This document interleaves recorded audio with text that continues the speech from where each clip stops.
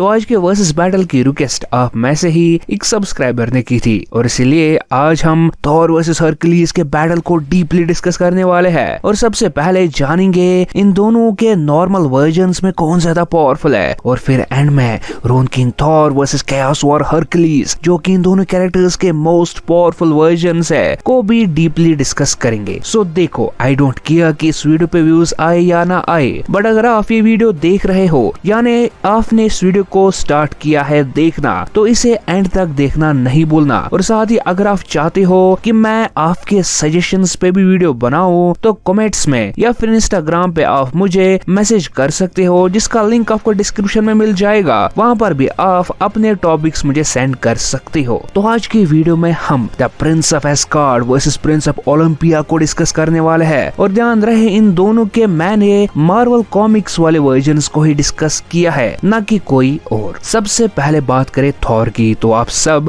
Already Thor के origin और power से वाकिफ हो, तो मैं आपका टाइम थॉर के ओरिजिन को डिस्कस करके वेस्ट नहीं करूंगा और सीधा चलते हैं हरक्यूलिस के ओरिजिन पे। तो हरक्यूलिस ज़्यूस का बेटा है जो कि ओलंपिक गॉड्स या ग्रीक गॉड्स का किंग है, और जैसे एस्गार्डियन गॉड्स है वैसे ही ग्रीक गॉड्स भी है। और जो प्लेस थॉर के एस्गार्ड में है एग्जैक्टली हरक्यूलिस भी सेम प्लेस होल्ड करता है ग्रीक गॉड्स में। हरक्यूलिस पहले एक डेमी गॉड था जो कि ज़्यूस और एक ह्यूमन वुमन का बेटा था, बिकॉज ज़्यूस के बारे में आपको पता ही होगा कि उसके बड़े बड़े शौक है। हरक्यूलिस बचपन से ही बहुत ही ज्यादा स्ट्रॉन्ग था और जैसे जैसे वो बड़ा हुआ वैसे वैसे उसकी स्ट्रेंथ भी बढ़ती गई। लाइक हक आइलैंड्स को लिफ्ट कर सकता है, एक बार पूरे न्यूयॉर्क को शिफ्ट किया था, सेंट्री को स्ट्रेंथ में टक्कर दी थी, डिस्ट्रॉयर आर्मर के साथ टो टू टो फाइट भी की है, वर्ल्ड वॉर हल्क को नॉकआउट किया था। और डॉक्टर ब्रूस बैनर ने खुद कहा है कि हरक्यूलिस हल्क को हरा सकता है। बात करें हरक्यूलिस के लिफ्टिंग स्ट्रेंथ की, तो उसने पूरे हेवंस को 3 घंटे तक लिफ्ट किया था।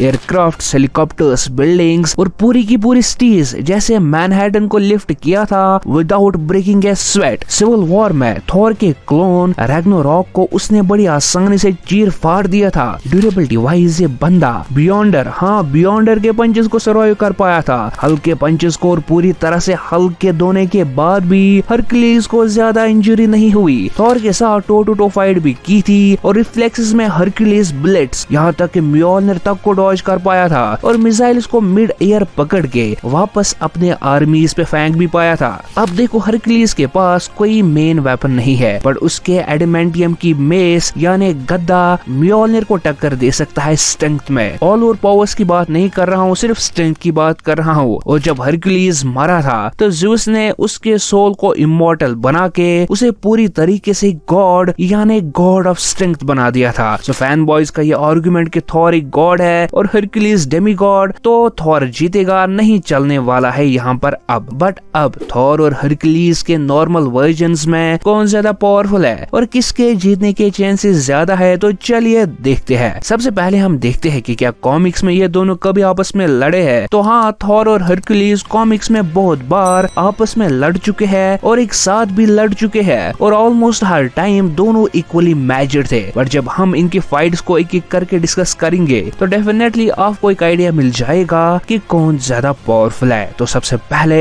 इनकी fight silver age comics journey into the mystery annual issue 1 में हुई थी, जहां इनकी आर्म रेसलिंग हुई थी और इतनी स्ट्रेंथ जनरेट हुई थी कि उनके फोर्सेस प्लैनेट्स को अपने ऑर्बिट से दूर फेंक पाए थे। बट एंड में ये फाइट ड्रॉ हो गई। और दूसरे टाइम इनकी फाइट थॉर इशू 126 और फिर थॉर इशू 221 में हुई, जहां एक फाइट में हरक्यूलिस का पलटा भारी था और इशू 221 की फाइट भी ड्रॉ हो गई थी। बट आने वाले इनकी नेक्स्ट फाइट्स में हमें एक आइडिया मिल जाएगा, जहां हरक्यूलिस की फाइट थॉर विदाउट म्योलनिर से हुई थी और हरक्यूलिस ने थॉर को नॉकआउट कर दिया था और थॉर उसे निकल नहीं पाया था। और थॉर ने खुद ये भी एडमिट किया था कि हरक्यूलिस थॉर से ज्यादा better hand to hand fighter है और इस फाइट का विनर हरक्यूलिस था। बट थॉर के पास एक ह्यूज एडवांटेज है म्योलनिर का। और जब next time Thor versus Hercules की फाइट हुई, बट इस टाइम थॉर के पास उसका वेपन था, तो थॉर अपनी स्ट्रेंथ और लाइटनिंग को यूज करके हरक्यूलिस को हरा पाया था। बट हरक्यूलिस को ये लगा कि थॉर ने चीटिंग की म्योलनिर को यूज करके। सो डेफिनेटली थॉर हरक्यूलिस से ज्यादा पावरफुल है। बट अगर बात करें स्ट्रेंथ की, तो मेरा वोट वहाँ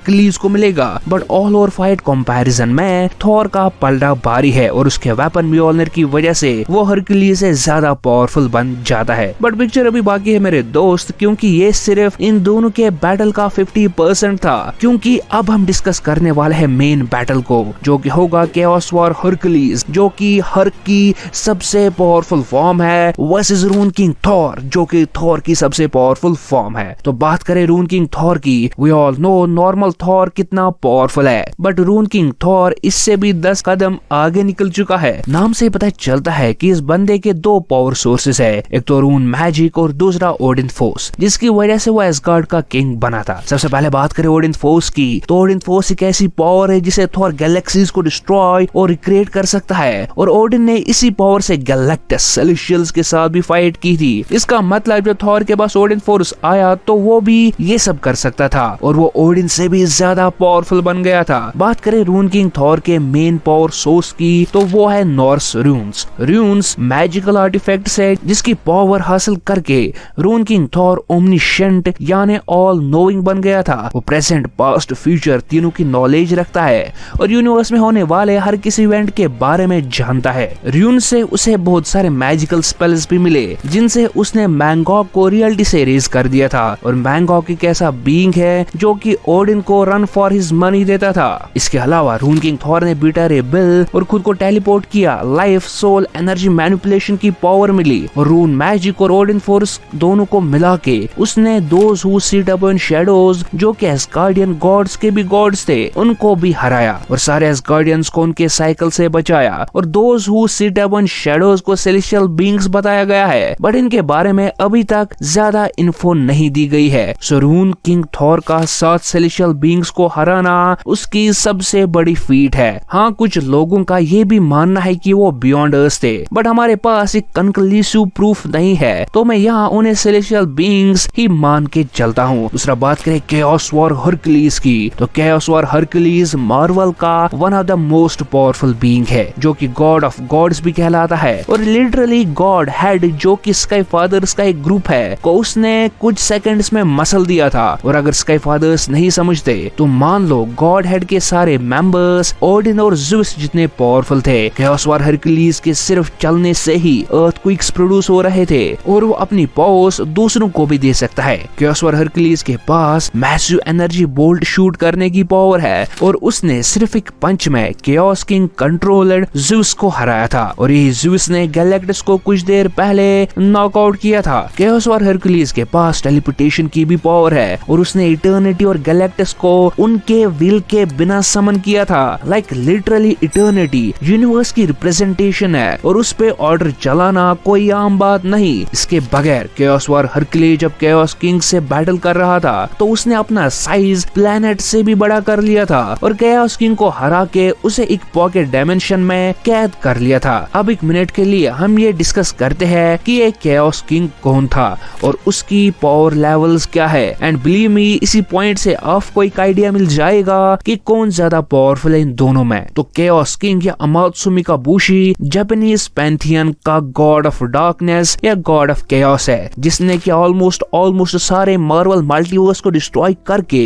खुद में एब्जॉर्ब कर लिया था। लाइक लिटरली इस बंदे को देख के डेथ भी भाग गई थी, और इसने 98% ऑफ मार्वल मल्टीवर्स को डिस्ट्रॉय किया, जिसमें मल्टीवर्स के सारे gods including Zeus, Hela, Athena, Hera, Shi'ar empire gods, like literally वो भी मल्टीवर्स में गॉड्स है, उनको इसने हरा के रखा था। यूनिवर्स नहीं, मार्वल मल्टीवर्स, जिसमें इन्फिनाइट नंबर ऑफ यूनिवर्सेस आते हैं, और उन इन्फिनाइट नंबर ऑफ यूनिवर्सेस में इन्फिनाइट नंबर ऑफ गॉड्स, और साथ ही साथ सारे मल्टीवर्स में रहने वाले लोगों के सोल्स को एब्सॉर्ब करके ये मल्टीवर्स पे आने वाले सबसे बड़े खतरों में से एक था। बट केओस वॉर हरक्यूलिस अमात्सु मिकाबुशी को हरा के उसे एक पॉकेट डायमेंशन में कैद कर पाया था, और उसे पावर में टो टू टो फाइट दे पा रहा था। केओस किंग को हराने के बाद जब हरक्यूलिस ने देखा कि ऑलमोस्ट सारी मल्टीवर्स डिस्ट्रॉय हो गई थी, तो उसने अपनी पावर का यूज करके सारी मल्टीवर्स को रिस्टोर किया, जो कि अमात्सु मिकाबुशी ने डिस्ट्रॉय की थी। सारी मल्टीवर्स को रिस्टोर करने में केओस और हरक्यूलिस की सारी पावर्स खत्म हो गई, और वो एक मॉर्टल बन गया, because that's what heroes do. So कौन है इन दोनों में ज्यादा पावरफुल, चलिए देखते हैं। तो सबसे पहले ये दोनों बहुत ही ज्यादा पावरफुल है, बट केओस वॉर हरक्यूलिस की पावर्स की लिमिट हमने देखी है। बट वही रून किंग थॉर की पावर की लिमिट को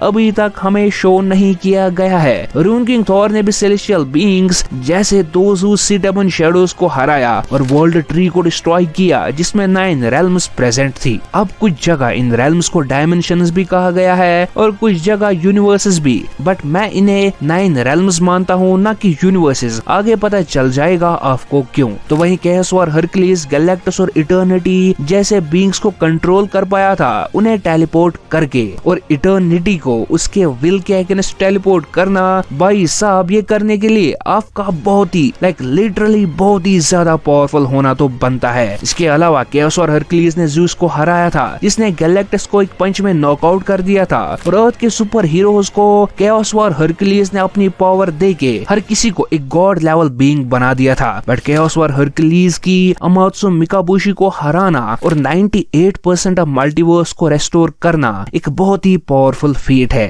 अगर मैं ये मान के भी चलूं कि वर्ल्ड ट्री में 9 रेल्म्स नहीं 9 यूनिवर्सेस एग्जिस्ट करती है, जो कि मैं यहाँ सिर्फ सिंपलिसिटी के लिए ले रहा हूँ, और पर्सनली मैं 9 रेल्म्स को यूनिवर्सेस नहीं मानता, मैं उन्हें 9 डायमेंशंस मानता हूँ। बट अभी के लिए चलिए हम उनको 9 यूनिवर्सेस मान के चलते हैं। तो रून किंग थॉर ने 9 यूनिवर्सेस को डिस्ट्रॉय किया था, और केओस वॉर हरक्यूलिस 98% मल्टीवर्स को डिस्ट्रॉय करने वाले बीइंग जिसमें इन्फिनाइट यूनिवर्सेस आती है। 9 नहीं, 100 नहीं, 1000 नहीं, 1 लाख नहीं, बल्कि इन्फिनाइट यूनिवर्सेस आती है को हरा पाया था, और इन्हीं इन्फिनाइट यूनिवर्सेस को उसने अपने पावर से रिस्टोर भी किया था। So definitely chaos War Hercules बहुत ही ज्यादा पावरफुल बीइंग है, और वहीं हमने रून किंग थॉर की पावर्स की लिमिट्स नहीं देखी है, तो ये कहना गलत नहीं होगा कि Chaos War Hercules Rune king Thor से ज्यादा पावरफुल है अभी के लिए। मे बी फ्यूचर में हमें रून किंग थॉर दिख जाए, तब का तब देखते हैं। बट अगर आपका ओपिनियन मेरे ओपिनियन से डिफरेंट है